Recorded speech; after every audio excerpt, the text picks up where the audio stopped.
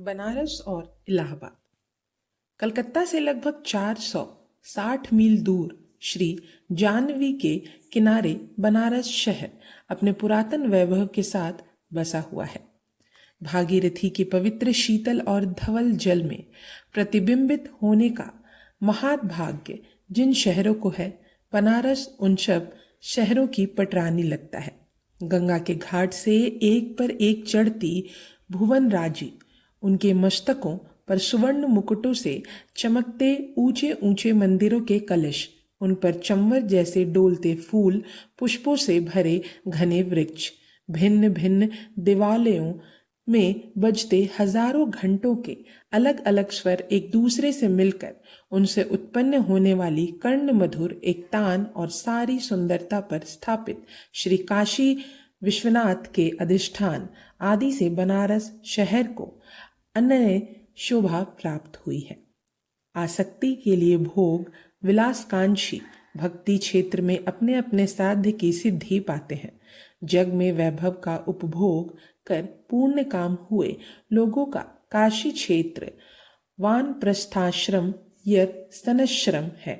इस जग में सारी आस और उपभोग दुष्ट दुर्जनों के मत्सर या दीप्ति के कारण छिन्न भिन्न हो जाते हैं। ऐसे भाग्यहीन और वैभव विहीन लोगों का काशी क्षेत्र और वहाँ की भी भागीरथी का प्रसन्न जल तुषार श्रम परिहारिक शांति भवन है। ऐसे इस शांति भवन में अपना श्रम परिहरण करने के लिए आने वाले भाग्यहीन लोगों की सन 1857 में अंग्रेजों की कृपा से बिल्कुल कमी नहीं थी। दिल्ली की अमीरी बंद होने से आश्रन हुए कितने के राजपूत और अन्य कितने ही मुसलमान, सिख और मराठों के नष्ट वैभव हुए राजकुल उस बनारस शहर में अपने दुखों की कहानी मंदिर मंदिर और मस्जिद मस्जिद में कहने बैठे हुए हैं। ऐसे इस शहर में हिंदुस्तान में चल रही स्वधर्म की दुर्दशा और स्वराज्य का नाश आदि पर चर्चा हिंदू और मुसलमानों में विशेष जोर शोर से चले, इसमें कोई आश्चर्य नहीं है। बनारस से कुछ ही दूर पर स्थित सिकरौली गांव में उस प्रदेश के लश्कर की छावनी थी। वहां नेटिव पैदलों की 37वीं रेजिमेंट, लुधियानवी सिख रेजिमेंट और एक घुड़सवार पलटन भी रखी हुई थी।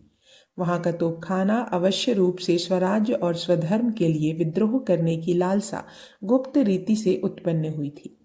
जैसे जैसे सन 1857 का साल करीब आने लगा, वैसे वैसे बनारस के लोक समुदाय में विलक्षण खलबली मचने के चिन्ह स्पष्ट होने लगे।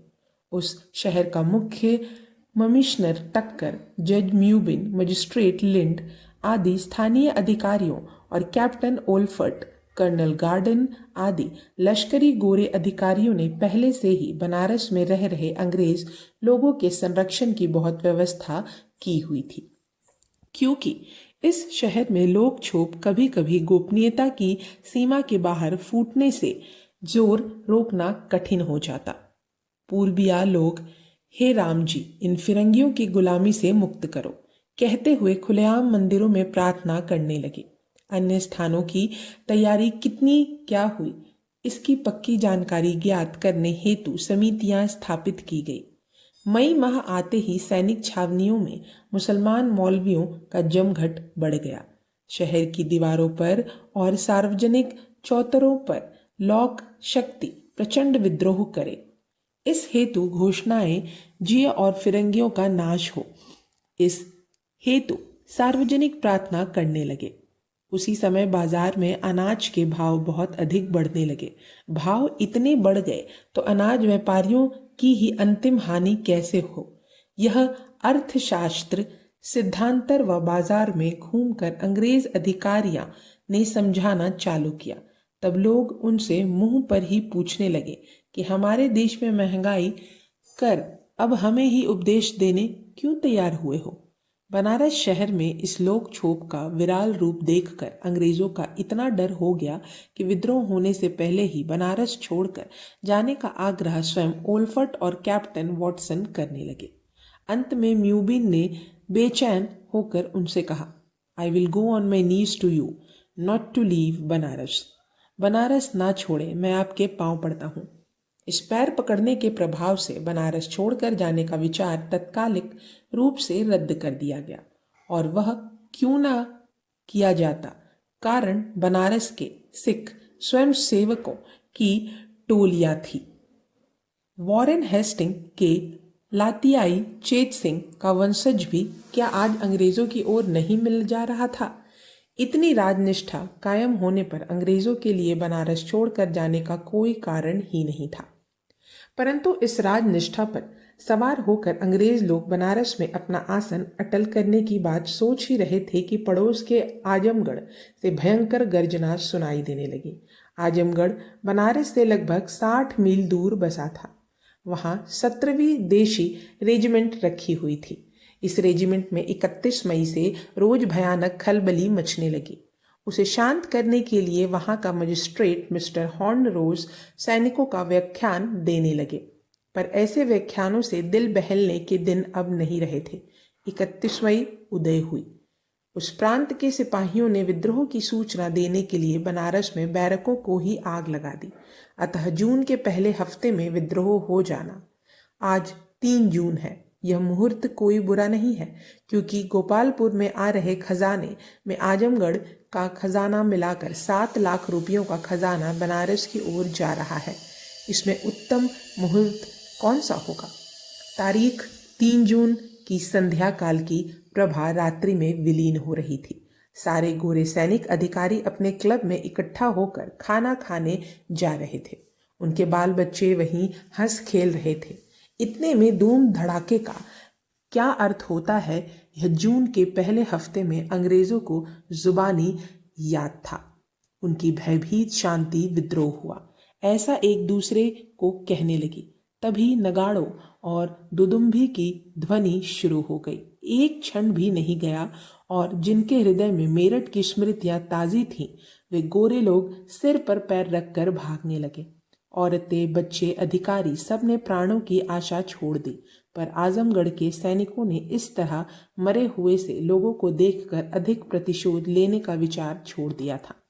उन्होंने उन गोरे लोगों को जीवित रखने के लिए अपने कब्जे में ले लिया और आजमगढ़ छोड़कर तुरंत चले जाने को कहा। परंतु कुछ भीमकाय सैनिकों ने अंग्रेजी रक्त चखने की भीषण प्रतिज्ञा की हुई थी। उनकी उस भीष्म प्रतिज्ञा का क्या हो जाता? तो लेफ्टिनेंट ने हैचिसन साहब और क्वार्टर सार्जेंट हुई साहब, कम से कम तुम्हारे शरीर में तो ये हमारी गोलियां घुसनी ही चाहिए। बस अब शेष चाहे तो भाग जाए। वे दौड़कर नहीं जा सकते हो तो गाड़ियों में बैठकर आजमगढ़ छोड़ दो, फिर भी हमें कुछ कहना नहीं है। पर यूरोपियन अधिकारी और उनकी पत्नियां कहने लगी, पर हमें अब गाड़ियां भी कौन देगा? सैनिकों ने कहा, उसकी चिंता ना करें, हम देते हैं गाड़ियां। ऐसी विलक्षण उदारता देख कर्ण भी सिर नवाए। इसमें कोई शंका नहीं है। सैनिकों ने स्वयं गाड़ियां मंगवाई और उसमें उन कैदी अंग्रेजों को मुक्त कर बैठाया। साथ में कुछ संरक्षक सैनिक भी दिए और आजमगढ़ की अंग्रेजी सत्ता के नाम निशान के साथ वे सारे बनारस की ओर चल दिए। उधरवा 7 लाख का खजाना, अंग्रेज सैनिकों का तोप खाना, अंग्रेजी सत्ता की मुहर जिस पर थी, वह जेल, कार्यालय, रास्ते, बैरकें, सब पर जो सैनिकों ने अधिकार किया, उसकी अगुवाई किसने की? विद्रोह का समाचार मिलने पर यदि सैनिक विद्रोह कर ही दे तो अपनी सुरक्षा हो सके, इसीलिए जिन अति विश्वसनीय सिपाहियों को अंग्रेजों ने नियुक्त किया था, उन सिपाहियों ने, यह पुलिस विभाग भी सेना की तरह अंदर से खोखली सुरंग थी। संकेत मिलते ही उन्होंने यूरोपियन घरों और कारागृह पर स्वराज्य का निशान लगाना प्रारंभ किया। बनारस की ओर जाती गाड़ियों में जिन्हें जगह ना मिली, ऐसे कितने ही अंग्रेज गाजीपुर की ओर भाग गए और दूसरे दिन का सूर्य अपनी अनुपस्थिति की अल्प अवधि में हुए इस विलक्षण रूपांतर की ओर साश्चर्य देखते देखते आजमगढ़ पर फहरते हरे निशान का प्रकाशित करने लगा। जो हृदय में डोल रहा था, वही हिंदुस्तान का हरा निशान आज अपने सिर पर भी मंडरा रहा है। यह देखकर विजयी रंग में रंगे सारे सैनिकों ने एक बड़ा भारी सैनिक जुलूस निकाला और लश्करी बैंड के ताल सुर पर अपना हरा निशान लहराते हुए वे फैजाबाद की ओर चले गए। आजमगढ़ स्वतंत्र होने का समाचार बनारस पहुंचते ही उस शहर की हलचलों से अंग्रेजों में उत्पन्न हुए भय का निराकरण होने के संकेत दिखने लगे।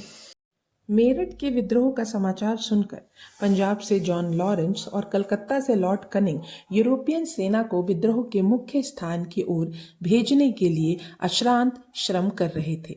उत्तर की ओर से भेजी गई गोरी सेना दिल्ली को घेर कर बैठी होने से दिल्ली के निचले हिस्से में सभी ओर असहायता की स्थिति उत्पन्न हो गई थी और अंग्रेज अधिकारी कलकत्ता को कृपा करके यहाँ यूरोपियन भेजो, for God sake send us Europeans, यह मांग बिल्कुल रोते हुए कह रहे थे। इस समय लॉर्ड कनिंग ने मद्रास, बम्बई तथा रंगून से यूरोपियन सेना कैसे मंगाई और चीन पर होने वाली चढ़ाई रद्द के रवाह सारी सेना हिंदुस्तान में ही कैसे रोक कर रखी, इसका वर्णन पहले आ चुका है। उस जगह जगह से मंगाई गई यूरोपियन सेना में से मद्रास के फ्यूसिलियर के साथ जनरल नील इस समय बनारस तक आ पहुंचा था।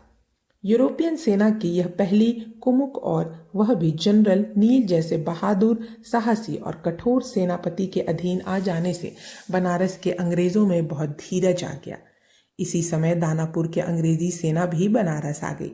बनारस के लोगों की विलक्षण बेचैनी और वहां के सिपाहियों का शहर के लोगों से सहयोग होने के स्पष्ट प्रमाणों आदि की जानकारी के आधार पर वहां के अंग्रेज अधिकारियों ने विद्रोह को उसके गर्भाशय में ही मसल डालने का निश्चय किया।